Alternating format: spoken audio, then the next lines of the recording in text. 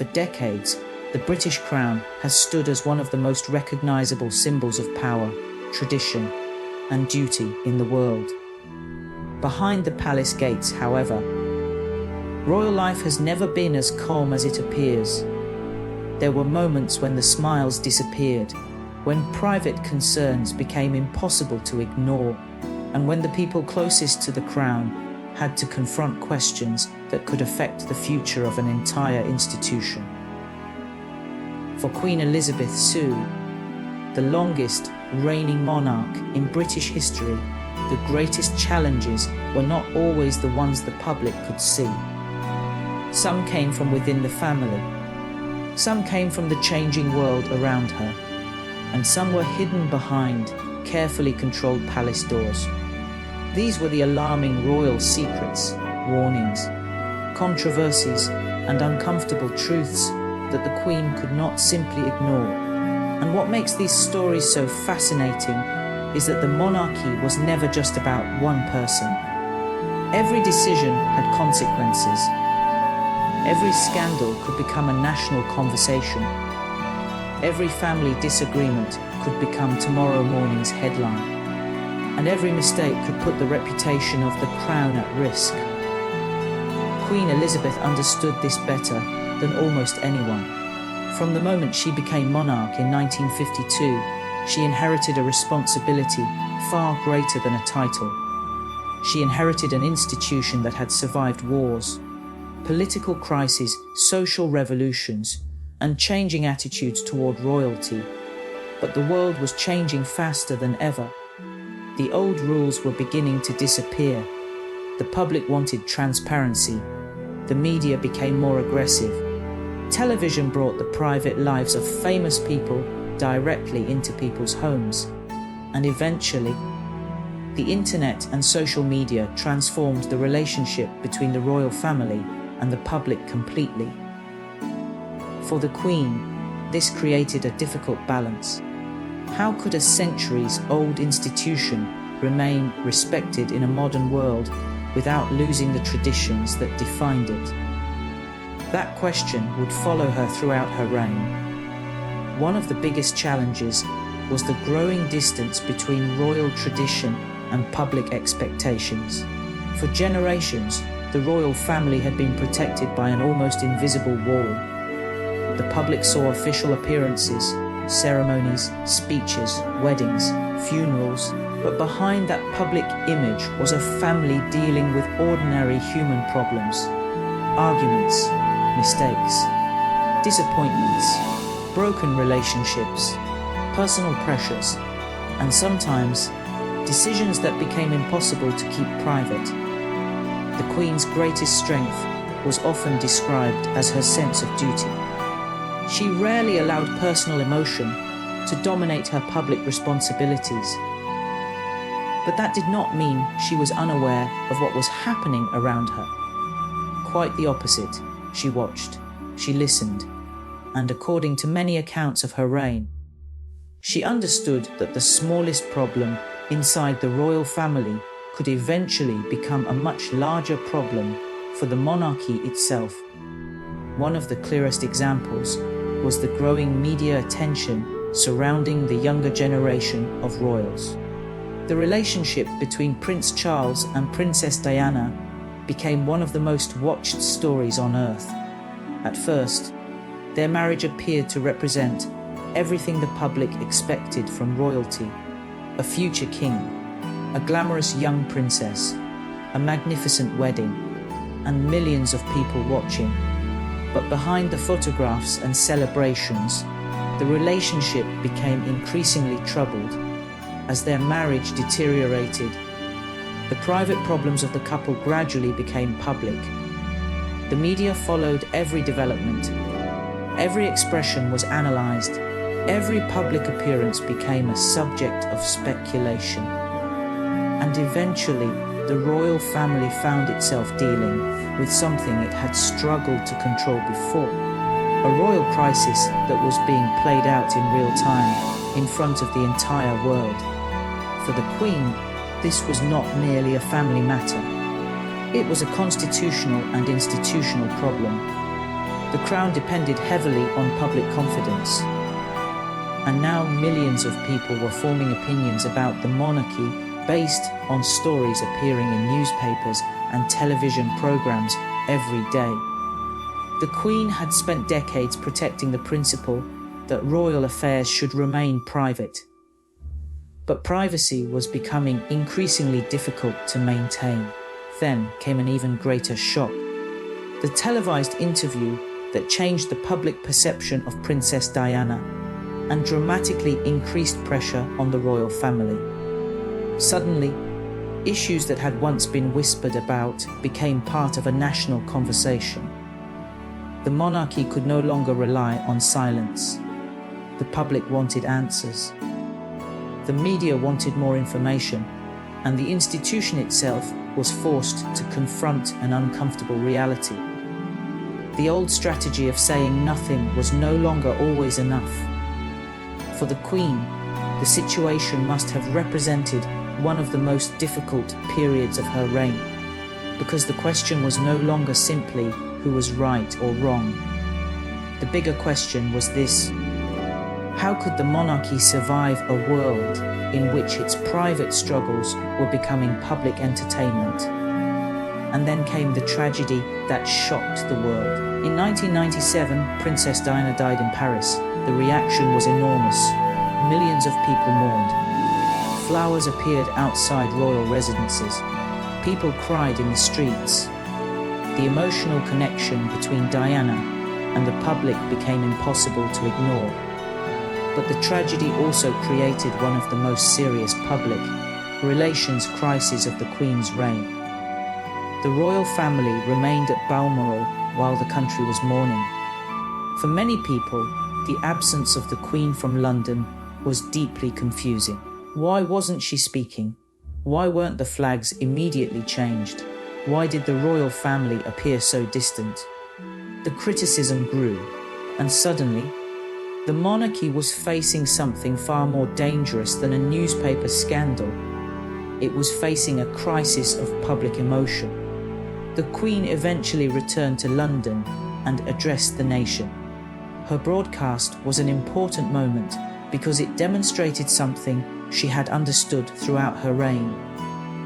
Sometimes silence protects an institution, but sometimes silence can damage it.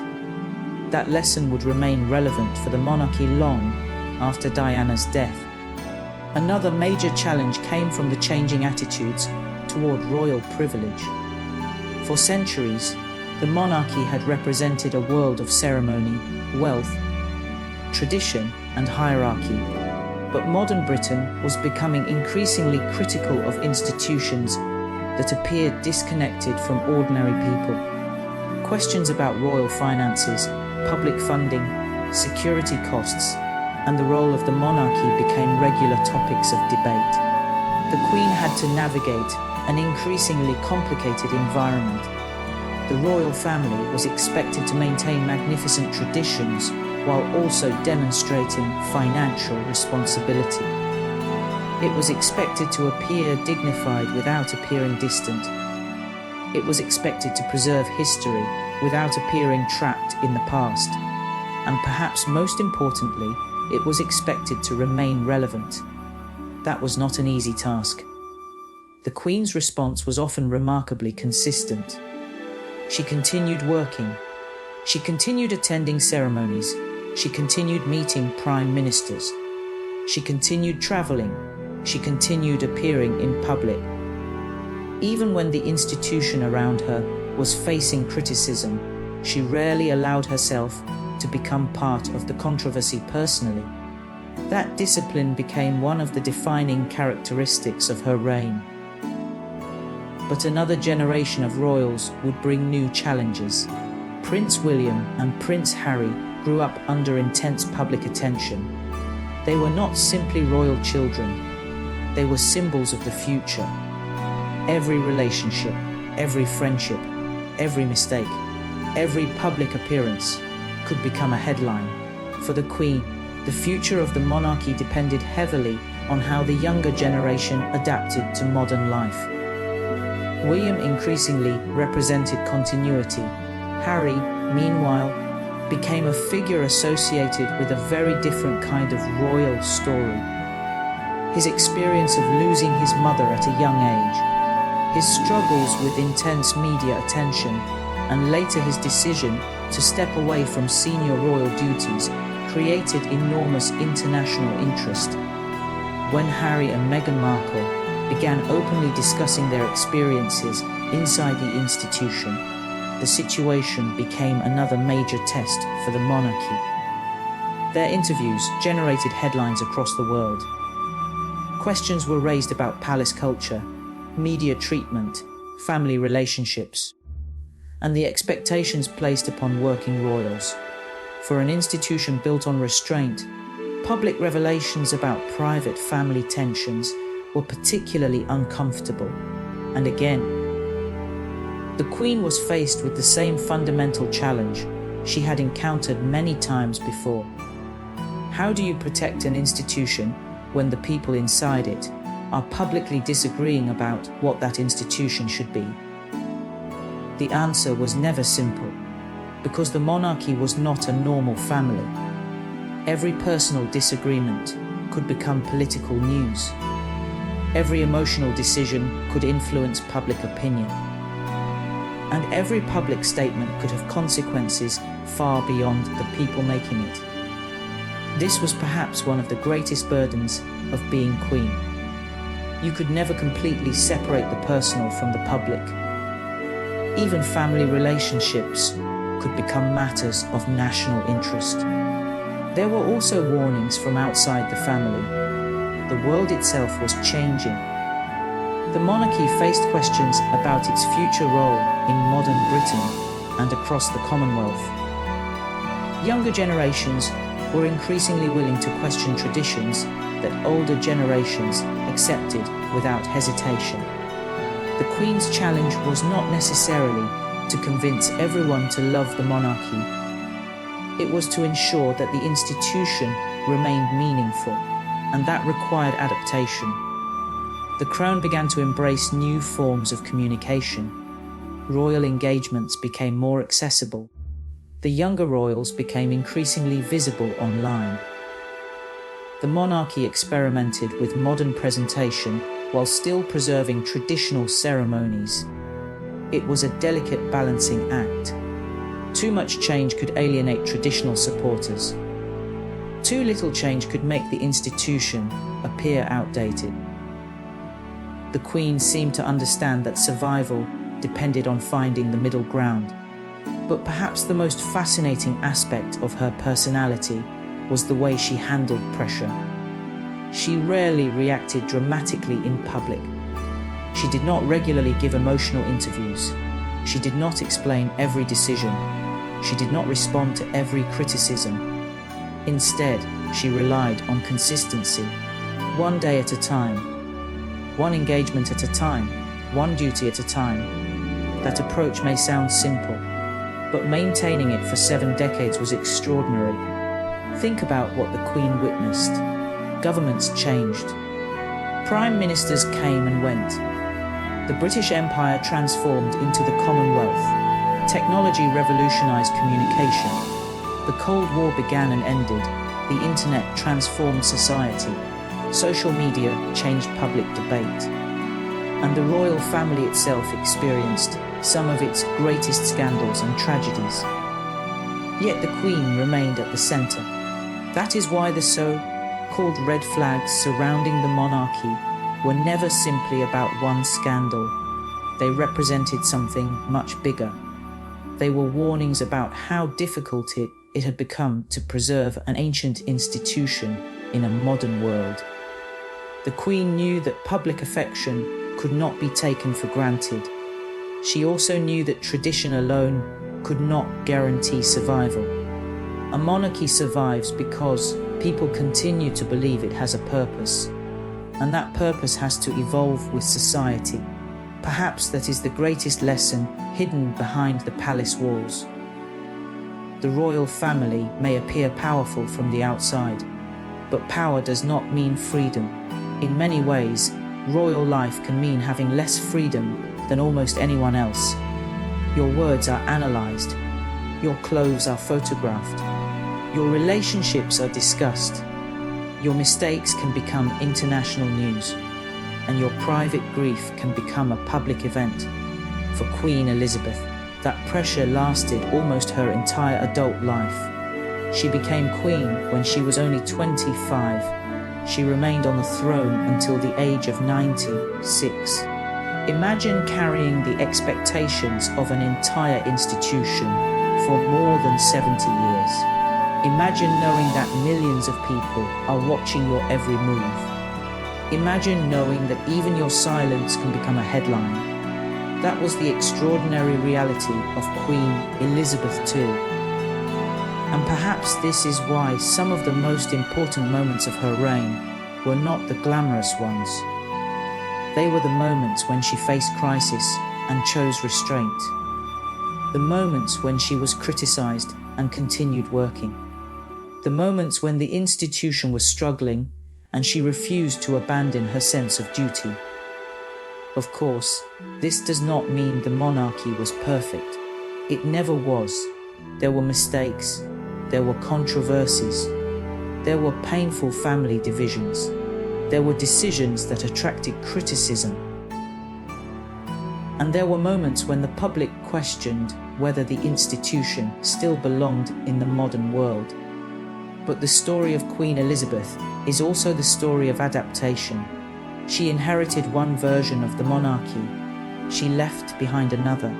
And that transformation happened slowly, often painfully, and sometimes behind closed doors. The alarming secrets and warnings were not always secrets in the traditional sense. Sometimes they were simply realities that the public was not meant to see. The fear of losing public support, the pressure of protecting family members, the danger of scandals, the difficulty of controlling the media, the challenge of preparing the next generation, and the constant question of what would happen after her. Because every monarch eventually faces the same unavoidable truth. The crown continues, the person does not. For decades, the Queen represented stability. Her presence became so familiar that many people could not imagine Britain without her. That was perhaps her greatest achievement. She became more than a monarch.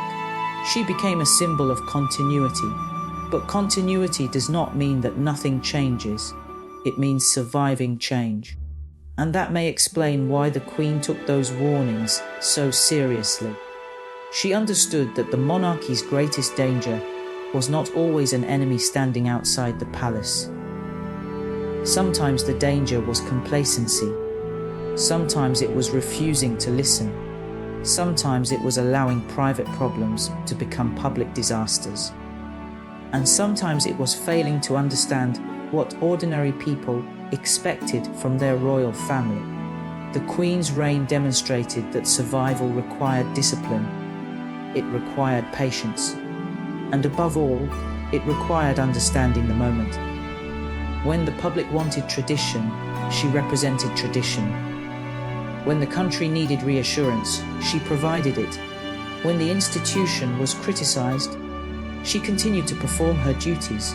And when history demanded change, the monarchy slowly changed with it. Perhaps that is why, despite every crisis, Queen Elizabeth remained one of the most recognizable figures of the modern era. The crown survived because it learned, sometimes painfully, that the world outside the palace would never stop changing. And as we look back today, the most fascinating question is not simply what happened behind those palace walls. The deeper question is what those events reveal about the future of the monarchy. Will the next generation maintain the same level of public support? Will tradition continue to have the same meaning? Will the royal family become more open? Or will the institution once again retreat behind the walls of the palace? Nobody can know for certain, but history gives us one clear lesson. The British monarchy has survived not because it has avoided crisis. It has survived because it has repeatedly found a way to move through crisis. Queen Elizabeth II understood that better than anyone. Her reign was filled with moments of celebration, but it was the difficult moments that truly tested her. The scandals, the family conflicts, the public criticism, the tragedies, the warnings, and the moments when the future of the crown seemed uncertain. Yet through all of them, she remained quiet, controlled, persistent, and committed to the role she accepted as a young woman more than 70 years earlier. In the end, perhaps the most alarming royal secrets were never really secrets at all. They were warnings.